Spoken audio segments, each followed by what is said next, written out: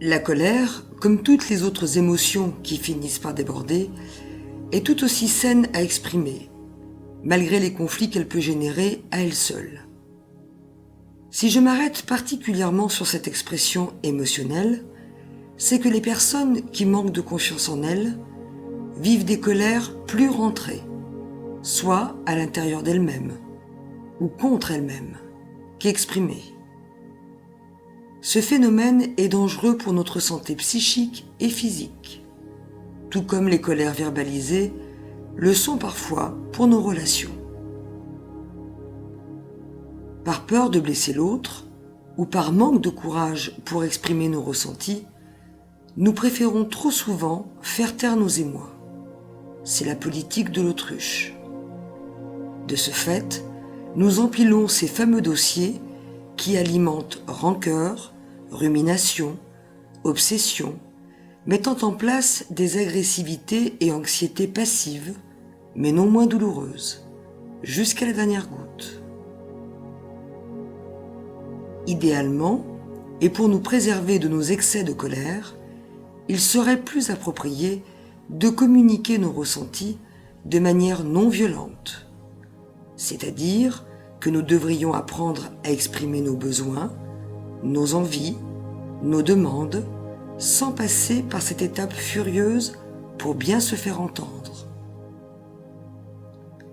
La communication non violente de Marshall Rosenberg en dit long sur les méthodes de communication qui vous aideront à parler de vous, de vos besoins, plutôt que d'être dans le reproche systématique et de perdre votre patience et votre sang-froid lorsque l'heure d'expulser vos non-dits sera arrivée.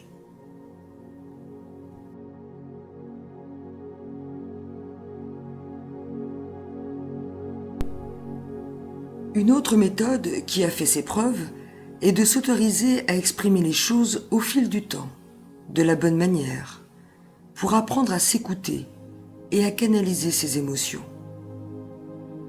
Les personnes qui expriment facilement ce qu'elles ressentent sont moins exposées aux excès colériques, car elles stockent moins.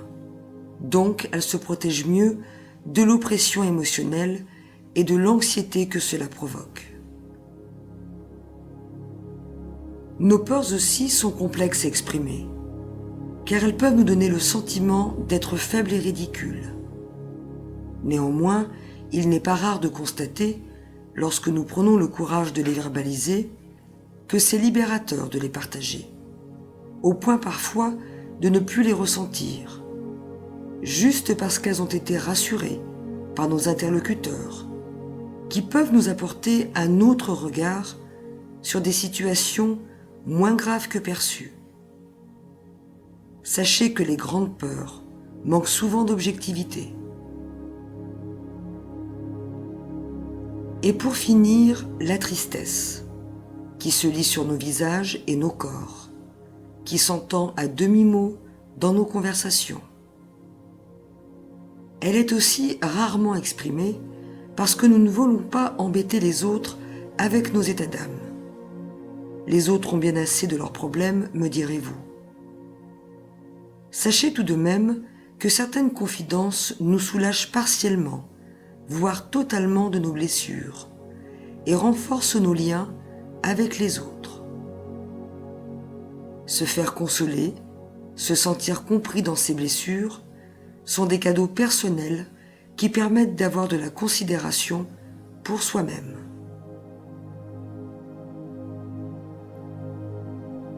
Lorsque nous accepterons que les émotions qui nous traversent aussi nos congénères, nous oserons enfin les exprimer avec authenticité.